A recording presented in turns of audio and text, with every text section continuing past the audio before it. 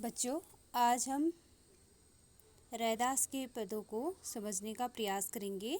तो पहला पद सुनिए।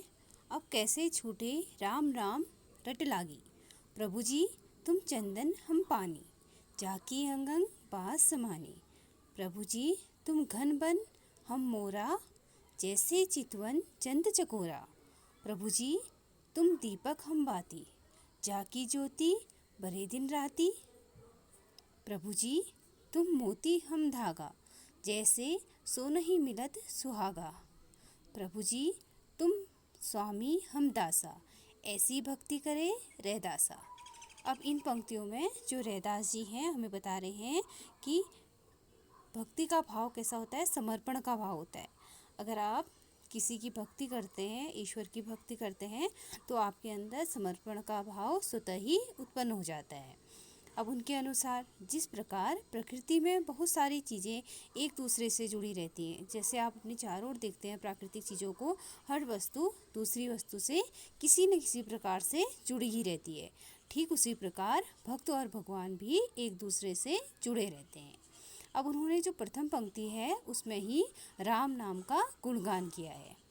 अब जो रैदास जी हैं पद की इन पंक्तियों में बोल रहे हैं कि अगर एक बार राम राम रटने की लत लग जाए तो वह फिर कभी नहीं छूटती। अगर कोई व्यक्ति एक बार ईश्वर की भक्ति करने लग जाता है तो उसके मन से वह भाव कभी नहीं दूर होता। अब उनके अनुसार भक्त और भगवान की का रिश्ता ऐसा है जैसे चंदन की लकड़ी और पानी का। अब जैसे आप चंदन की लकड़ी को यदि पानी में छोड़ दोगे तो जो उसकी सुगंध है वो पानी में फैल जाएगी।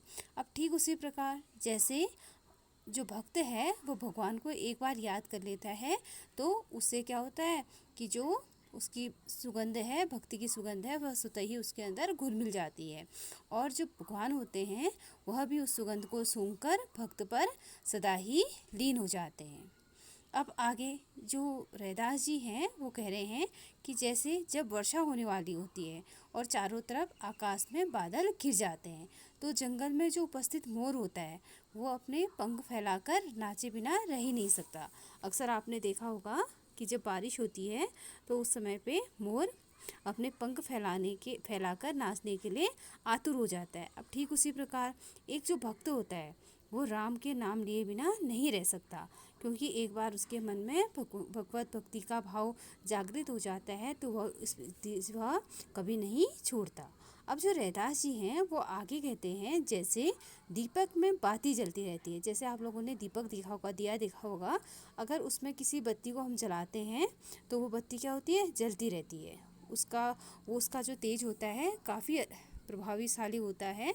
तो वैसे ही जो प्रभु की भक्ति होती है वह सदा ही भक्ति के मन में जलती रहती है। दीपक की बाती, जैसे दीपक में बाती जलती है वैसे ही भक्त के हृदय में ईश्वर की भक्ति हमेशा जलती रहती है।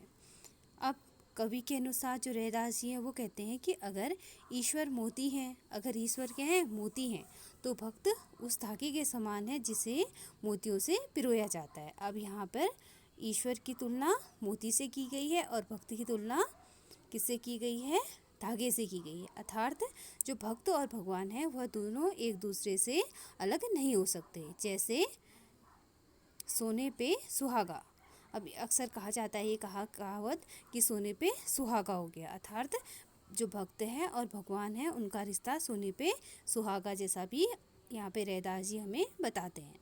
अब रैदास के इन पंक्तियों में अपनी भक्ति का भाव करते हुए रैदास जी स्वयं को एक दास समझते हैं और ईश्वर को अपना स्वामी समझते हैं। अब ऐसे हम अगली पंक्तियों को देखते हैं। अगली पंक्तियां हैं, ऐसी लाल तुझ बिन करहूँ करे, गरीब निवाजू गुसई आ, मेरा माथे छत्रु धरे, जाके छोती जगत कहू लागे, तापर तू ही ठहरे। निजहु ऊंच करे मेरा गोविंदु, काहू ते न डरे, नाम देव कबीरू त्रिलोचनु, सदना सेनु तरे। कही रविदासु सुनहि रे संतहु, हरिजीहु ते सबे सरे। अब इसका भावार्थ समझने का हम प्रयास करते हैं। अब जो रैदास के पद हैं, प्रस्तुत जो पद दिए गए हैं, इनमें जो कवि है रैदास जी प्रभु की कृपा और महिमा का क्या कर रहे हैं, वर्णन कर रहे हैं। अब उनके अनुसार संपूर्ण जगत में प्रभु से बड़ा कृपालु और दयालु कोई नहीं है। उनके अनुसार ईश्वर से बड़ा जो कृपालु है, दयालु कोई भी नहीं है। वे गरीबों पर, दीन दुखियों पर हमेशा समान भाव से देखते हैं। उन ईश्वर के सामने कोई भी छोटा बड़ा नहीं होता। छूत अछूत उनके अंदर कोई भी जात पात की भावना नहीं होती। अब मनुष्य के बीच ईश्वर कभी भी भेदभाव नहीं करता। इसी कारणवश कवि को यह लग रहा है कि अछूत होने के बाद भी उन पर प्रभु ने क्या किया, असीम कृपा की है। अब प्रभु की इस कृपा को वजह से जो कवि हैं अपने माथे पर राजाओं जैसा छत्र महसूस कर रहे हैं। अब वो खुद को इतना गौरवान्वित महसूस कर रहे हैं कि उनको ऐसा लग रहा है कि मेरे सिर पे एक छाता है ईश्वर का। जैसे ईश्वर ने उनके ऊपर कृपा की है तो उनको लग रहा है कि ईश्वर रूपी छत्र मेरे ऊपर विराजमान हो रहा है। अब रैदास के पद की पंक्तियों से पता चलता है कि कवि खुद को नीच और अभागा मानते हैं। उनके बाद भी प्रभु ने उनके ऊपर क्या की है, कृपा की है। जो रैदास है खुद को बहुत छोटा समझते हैं और सोचते हैं कि मैं इतना छोटा प्राणी हूँ, लेकिन फिर भी ईश्वर ने मेरी भक्ति को स्वीकार करके मेरे पे क्या की है, बहुत बड़ी कृपा की है। और कवि फूले नहीं समा रहे हैं। प्रभु अपने भक्तों में भेदभाव नहीं करते। वे सदैव अपने भक्तों को क्या करते हैं, समान दृष्टि से देखते हैं। वे किसी से नहीं डरते, अपने सभी भक्तों पर एक समान कृपा करते हैं।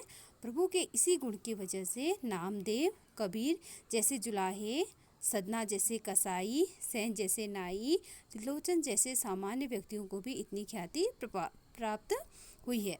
अब यहाँ पे कुछ अन्य कवियों के नाम बताए गए हैं, जैसे नामदेव, कबीर। अब जो कबीर होते हैं वो व्यवसाय से जुलाहे होते हैं, उनके पिता जुलाहे होते हैं, वो जुलाहे के पुत्र होते हैं। और जो सदना कवि हैं वो कसाई के बेटे होते हैं। ऐसे ही सेन कवि, नाई और त्रिलोचन एक सामान्य व्यक्ति होते हैं। तो इन लोगों ने ईश्वर की भक्ति की तो इनकी क्या हो गई, ख्याति प्रसिद्धि सभी जगह फैल गई। जबकि ये क्या थे, एक छोटी जाति के पुरुष थे। अब प्रभु की कृपा, अब जैसे प्रभु की कृपा क्या हुई, इन लोगों पे हुई, सदना पे हुई, कबीर पे हुई, नामदेव पे हुई, सैन, त्रिलोचन और रैदास पे हुई। तो इसी प्रकार प्रभु सब पर समान भाव से कृपा करते हैं अगर कोई उनकी भक्ति को स्वीकार लेता है। अब रैदास के पंक्ति की जो अंतिम पंक्ति है उसमें कवि संतों के लिए कहते हैं कि हरि यानी प्रभु की महिमा क्या है, अपरंपार है। वो कुछ भी कर सकते हैं, ईश्वर कुछ भी कर सकते हैं। एक छोटे से व्यक्ति को वह बड़े से बड़ा बना सकते हैं। तो यहाँ पे हमने रैदास के पदों का सार जाना, भावार्थ जाना। आशा है आपको पाठ अच्छे से समझ में आया होगा। धन्यवाद।